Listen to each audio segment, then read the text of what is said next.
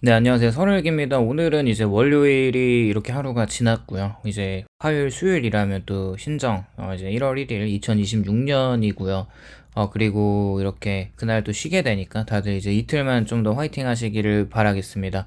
오늘은 이제 50대 퇴직을 하고 받은 퇴직금, 이제 굉장히 큰 목돈을 가지고 모두 상가에 투자하면서 벌어지는 어떤 비극적인 삶에 대해서 한번 이야기를 해보려고 합니다. 사실 뭐, 다들 보셨겠지만 서울의 자가 김 부장 이야기에 그 드라마에 등장하는 굉장히 메인 주제, 메인 어떤 그 스토리이기도 한데 그런 상황이 실제로 이런 게 드라마가 아니더라도 실제 현실에서 벌어지고 있다는 사실도 분명히 맞습니다. 50대 퇴직을 맞이한 많은 사람들은 비슷한 항상 결론에 도달을 합니다.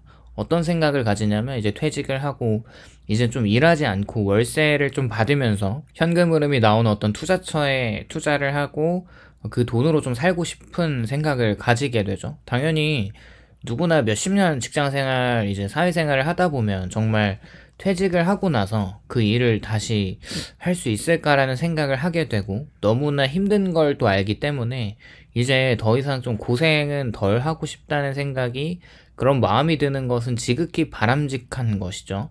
평생을 회사에 바쳐온 뒤에 더 이상 상사의 눈치를 보지 않아도 되는 삶이 있는 것이고 매달 통장에 자동으로 들어오는 임대수익이나 상가 투자, 그렇게 노후의 마지막 안전장치처럼 보이는데 문제는 이 결심이 개인의 욕심 때문이 아니라 구조가 그렇게 또 몰아간 선택이라고 하는 걸 생각해 볼 필요가 있는데요.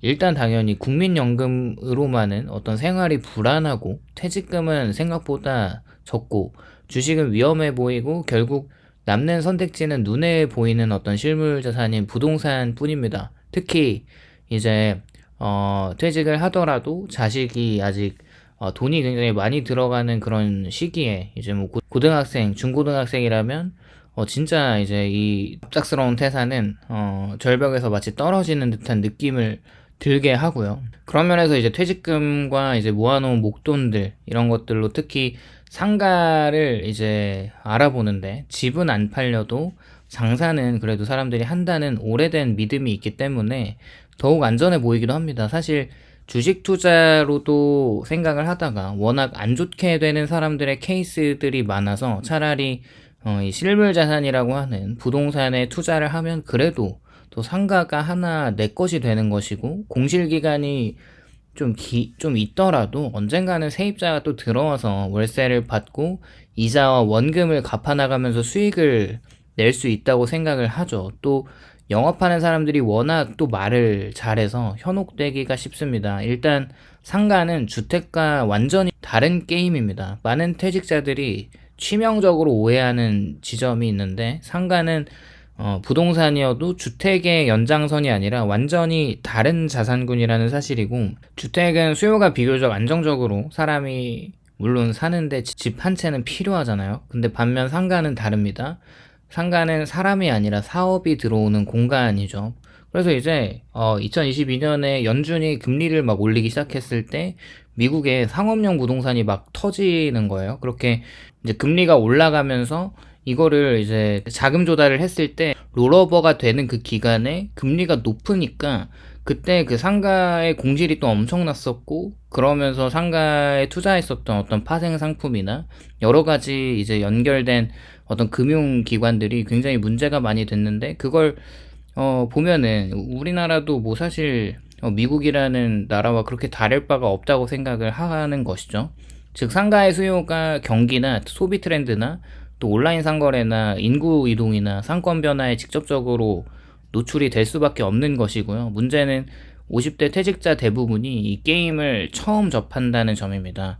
평생 근로소득으로만 살아온 그렇게 경험해왔던 사람이 퇴직하고 나서 갑자기 고위험 자영업 인프라 투자자가 되는 셈이 있고요. 보통 퇴직자들은 분양 당시에 장밋빛 시나리오를 그리죠. 그렇게 상가 투자를 하면서 세입자가 들어오고 이제 그 세입자가 내는 월세를 가지고 이자를 갚아 나가면서 이제 어느 정도 이제 흑자 구조로 전환을 시켜서 내가 생활할 수 있는 그런 제2의 인생을 살려고 하는데, 그렇게 상가 투자의 출발점은 대개 분양으로 확정 수익 보장과 대기업이 뭐 입점을 예정한다, 뭐 이런 프랜차이즈의 입점 예정, 또 역세권의 배후에 이제 수요가 풍부한 것, 분양 당시에는 이제 모든 것이 완벽해 보이고, 또 모델하우스에는 사람들이 그렇게 북적이고, 상담사는 이 상가가 다르다고 말을 합니다.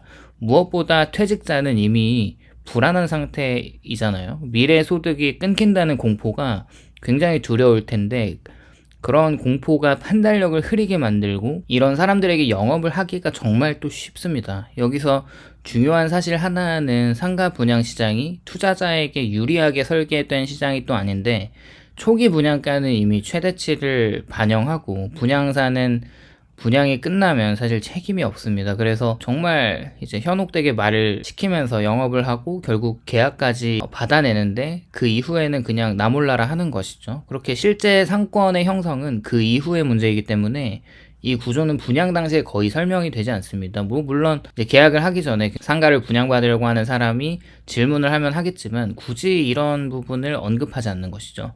그렇게 공실이라는 게 운이 나쁜 사건이 아니라 확률이 정말 높은 결과라는 것이고, 상가에 공실을 겪는 사람들은 처음에는 뭐 운이 나빴다, 조금만 기다리면 다시 들어올 거다. 그러나 통계를 보게 되면 특히 신규 상가의 장기 공실은 예외가 아니라 흔한 결과인데, 이유는 명확하죠. 누구나 다 알고 있어요. 이미 상권이 포화 상태이고 자영업자의 생존율이 매우 낮고, 뭐 3년마다 이제 자영업자들이 다 평균적으로 파산 신청을 하고 이제 폐업을 한다고 하는데, 그렇게 온라인 소비가 오프라인을 잠식하고 있기도 하고, 임대료는 쉽게 낮출 수 없는 현실, 이 모든 요소가 결합이 되면 공실은 일시적인 문제가 아니라 구조적인 상태가 됩니다. 그래서 그렇게 처음에는 희망차게 시작을 했었던 그 상가 투자가 또 옆 단지의 상가들이 공실인 것을 보면은 체념하게 되는 것이죠. 사실 이런 현실을 깨닫고 나서도 이자가 쉬지 않고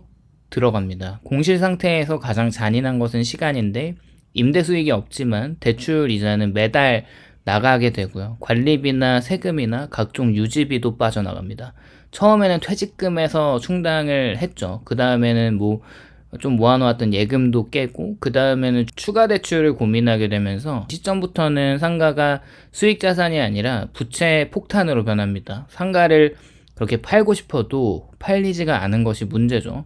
어떤 바보도 공실 상가는 절대 사지 않죠. 팔리더라도 분양가 이하인 경우가 대부분이라서 결국에는 버티는 수밖에 없다는 결론에 이르게 되는데, 나보다 더 멍청한 바보가 상가를 사주거나 임차인이 들어오거나 그 시간을 기다릴 수밖에 없는 고통스러운 자신과의 싸움이 시작됩니다. 노후를 책임질 자산이 노후를 파괴하고 있는 것이죠. 아이러니는 여기서 이제 노후를 선택한 상가가 그렇게 노후를 갉아먹는 겁니다.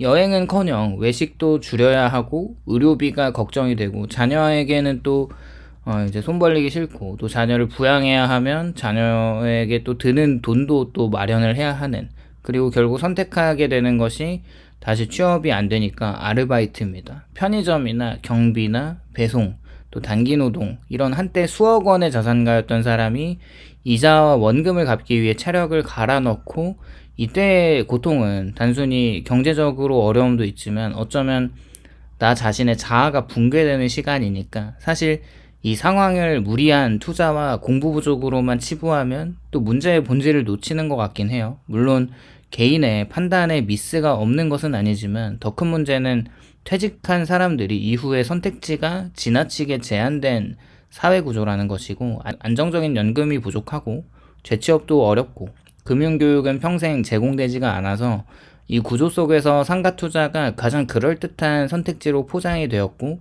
또 과거에 많은 사람들이 상가 투자로 성공한 사람들이 많아서 그런지 실패한 개인들도 물론 많지만, 이 실패가 반복된다는 사실은 개인의 문제가 아니라 시스템의 문제임을 말해줍니다.